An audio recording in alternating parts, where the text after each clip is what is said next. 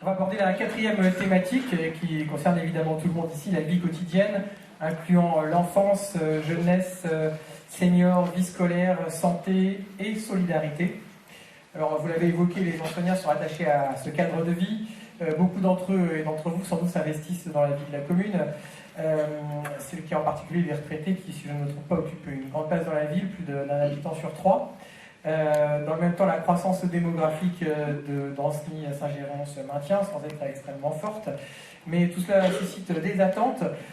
Parmi les questions qu'on peut se poser, mais ce ne sont que quelques-unes d'entre elles, faut-il un conseil municipal non pas seulement pour les enfants, mais pour les plus grands jeunes?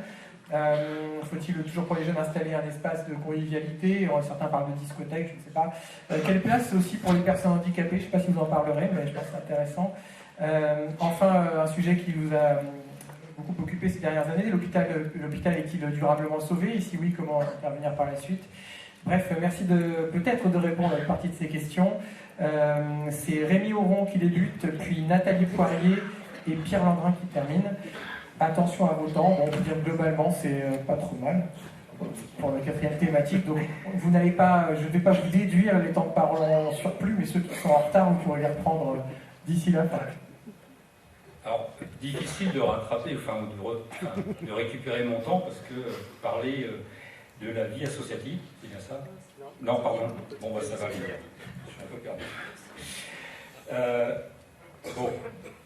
Donc, les collectivités, que ce soit la Compa ou la commune, ont un impact direct, effectivement, sur la vie quotidienne de tous les habitants, quel que soit leur âge. Alors, je vais prendre quelques exemples. L'enfance-jeunesse. Concernant l'accueil régulier des enfants de 0 à 3 ans, nous bénéficions d'un multi-accueil, 30 places pour 18 000 habitants, pardon. C'est un ratio d'une place pour 6 000 habitants, soit 3 fois moins qu'à Mésanger, 3 fois moins qu'au Vallon de l'Erdre et 3 fois moins que Loire-au-Sens. Fort de ce constat, donc, nous avons visité différentes structures sur d'autres territoires, et notamment à Safré, qui nous a permis d'échanger sur le montage d'un dossier, sur les contraintes, les points de vigilance, les coûts et les financements possibles pour mettre en place ou créer un deuxième multi-accueil. Et dans notre programme, nous proposons effectivement la création d'un deuxième multi-accueil. Sur les services aux citoyens, assurer l'accessibilité des services publics, ce n'est pas qu'une question d'implantation. C'est aussi une question, et surtout une question de relations humaines. Et malheureusement, les politiques de réduction budgétaire limitent les moyens consacrés à l'accueil du public, à la présence humaine dans les services publics. C'est pourquoi nous proposons, sans augmenter les effectifs, une aide aux démarches administratives et numériques, favoriser l'accès à l'information pour tous, notamment au travers d'une lettre mensuelle facile à lire et à comprendre, élargir les horaires des services municipaux, entre midi et 2 notamment, et puis le soir en semaine, et puis organiser les services techniques pour renforcer la propreté publique. Et puis bien entendu, c'est défendre les services publics, et c'est vrai que depuis ces 10 dernières années, Ancenis-Saint-Géron a perdu la sous-préfecture, a connu une réduction d'ouverture des guichets à la gare et puis va subir la fermeture de la trésorerie d'Ancenis. Donc bien entendu, nous défendrons les services publics et bien entendu l'hôpital. Autre point sur la qualité, c'est l'urbanisme et la qualité de vie. Pour l'Organisme mondial de la santé, je cite, « Un urbanisme pour la santé, c'est un urbanisme pour ses habitants. C'est autre chose que la construction de logements, des rues, des espaces publics. C'est avant tout un organisme qui vit et qui respire. Le maintien du patrimoine naturel en ville pour notre santé et notre bien-être est essentiel. Pour autant, il ne faut pas bloquer effectivement la construction, puisqu'il y a une forte demande, notamment pour les salariés. Et il ne faut pas oublier l'objectif du plan local de l'habitat qui fixe les objectifs en termes de construction sur le pays d'Ancenis. Et pour Ancenis-Saint-Géron, c'est 80 logements par an. Alors, nous nous engageons à associer les citoyens à chaque étape des projets immobiliers et d'aménagement urbain. Nous allons rédiger une charte que l'on demandera aux investisseurs de signer et qui les invite effectivement à faire de la concertation à chaque étape du projet immobilier. C'est bien entendu préserver les parcs et jardins. Aujourd'hui, par exemple, le bois jauni est constructible dans le PLU. Donc nous allons engager une modification du PLU pour préserver durablement ces parcs et espaces verts. C'est réimplanter et rénover les espaces de jeux inclusifs, notamment au niveau des quartiers. Donc ça fait partie effectivement de la vie de tous les jours des habitants. Et puis sur la partie santé, personnellement, je considère que la compétence de la COPA n'a pas été suffisamment portée politiquement pendant ce mandat qui s'achève.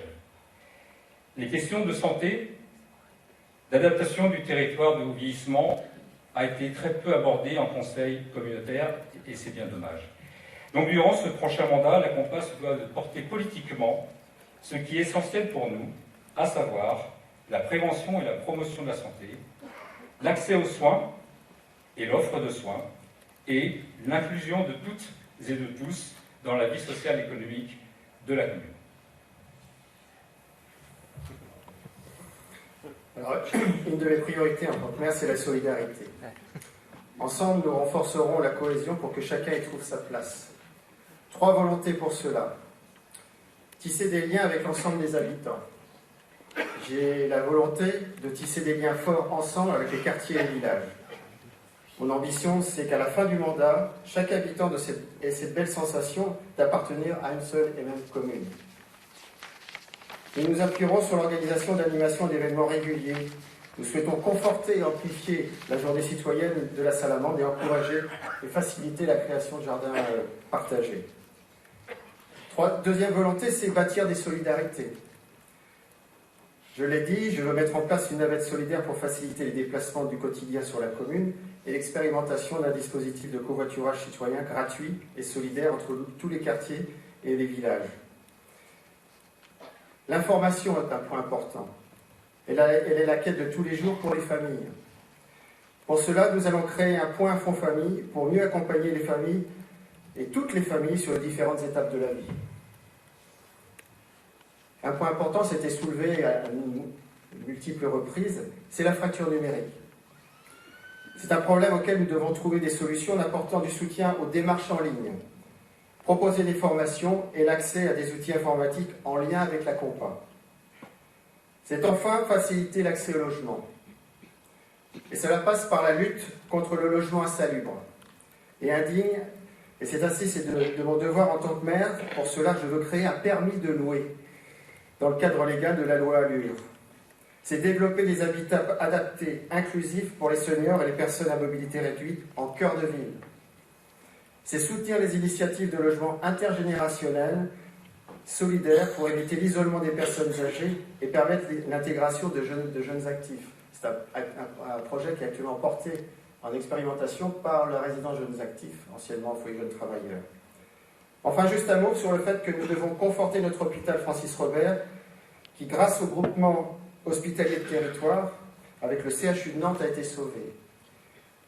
Mais attention, nous devons être vigilants, car les politiques nationales sont fluctuantes.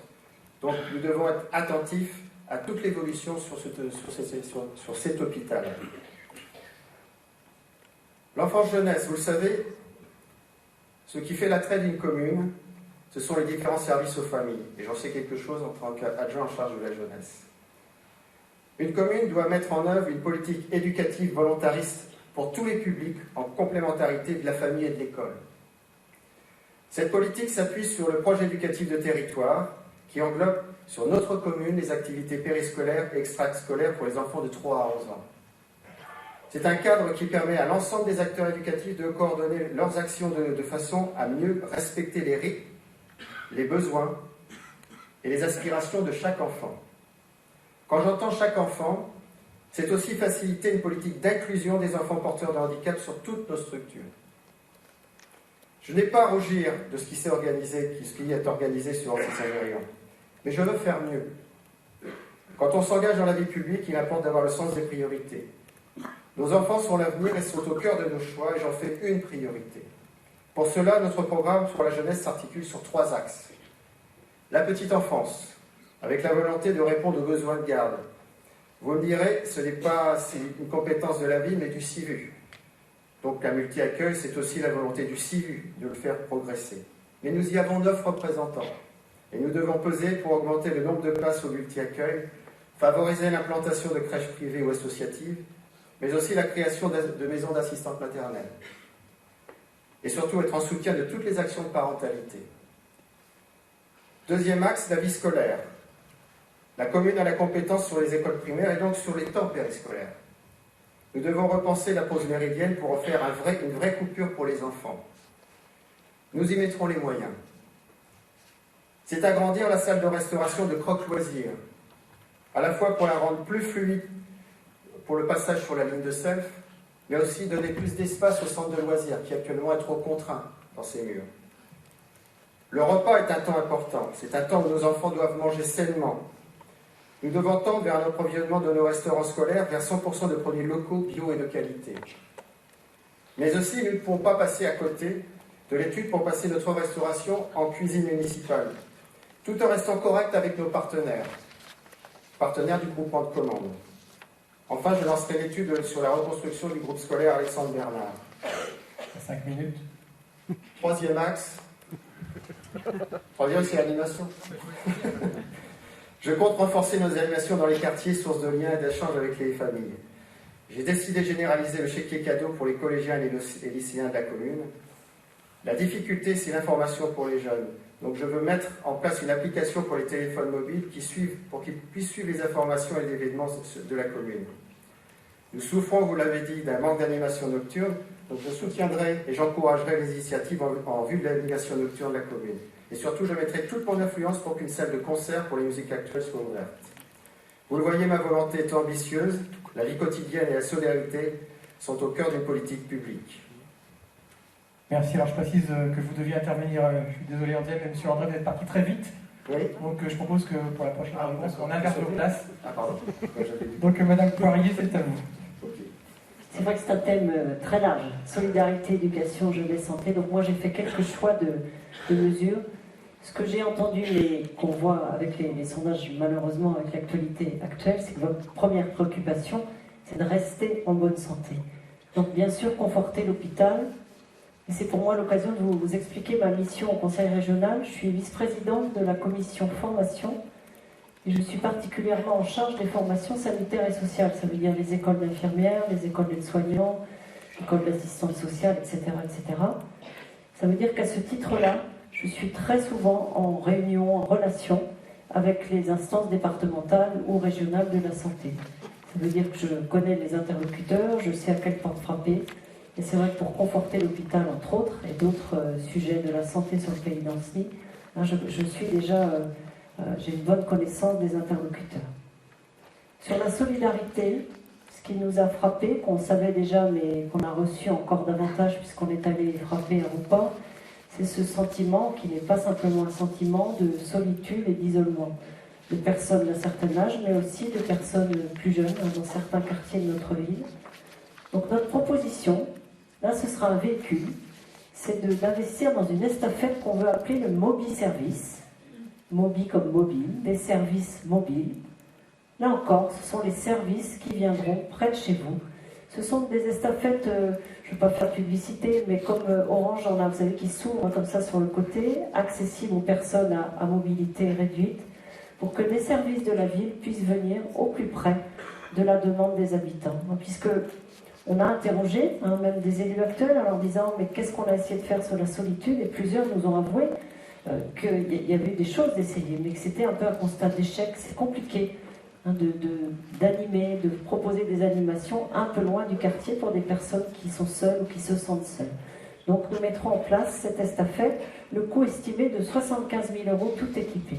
Nous déplacerons des services volontaires de la mairie dans ce véhicule, mais vous voyez, c'est un investissement en une seule fois.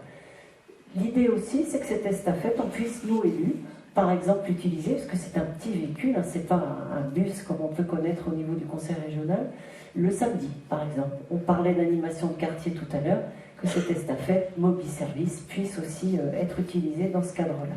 C'est un exemple. Pour l'éducation, je voulais parler du passeport du civisme de mon collègue Rugy, qui est maire à Talmont-Saint-Hilaire. Vous voyez, c'est une initiative qu'il a prise localement dans sa ville et qui depuis est devenue une initiative nationale, mais Pierre en a déjà parlé, donc je ne vais pas m'attarder. L'idée de ce passeport du civisme quand même, c'est qu'il y a plusieurs piliers, qui en a parlé, mais il y a un pilier qui est tout à fait libre à chaque commune. Donc ce passeport du civisme, qui est une organisation, j'allais dire, un procédé national, donc vous bénéficiez de la communication nationale, vous bénéficiez du soutien, vous pouvez l'adapter à votre propre commune, avec vos associations patriotiques ou autres, associations environnementales, enfin, je vous laisse aller regarder ça de plus près, mais c'est un axe. Pour les écoles volontaires, ça s'adresse aux élèves de CM2. L'autre proposition qu'une de nos colistières nous a faite, puisqu'elle le vit elle-même en tant que professeure des écoles dans une commune du Pays d'Ancy, c'est de proposer aux écoles qui le souhaiteront de mettre en place une formation qui s'appelle les enfants médiateurs. Il y a des moments de conflit, et les parents qui sont ici présents le savent, sur les cours de récréation, pendant le temps de restauration. Et cette commune l'a proposé aux enseignants qui le souhaitaient. Donc on forme les enfants pour qu'ils règlent les petits conflits sur la cour, par exemple, ou au niveau du restaurant scolaire. Il y a toute une formation. Il faut bien sûr que les enseignants soient volontaires. Moi, je le teste, puisque j'ai des jeunes de 6e qui ont eu cette formation dans cette école du Pays d'Ancy.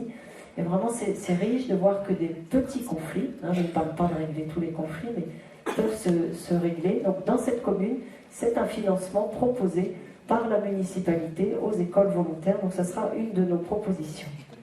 Pour les seniors, je vois qu'il me reste un peu de temps, nous proposerons un pass senior, puisque là aussi, en vous écoutant, et malheureusement c'est aussi l'actualité sur le sujet des retraites, certains d'entre vous, pour pouvoir sortir, pour pouvoir vous distraire, pour pouvoir aller dans certains commerces, vous avez une difficulté financière.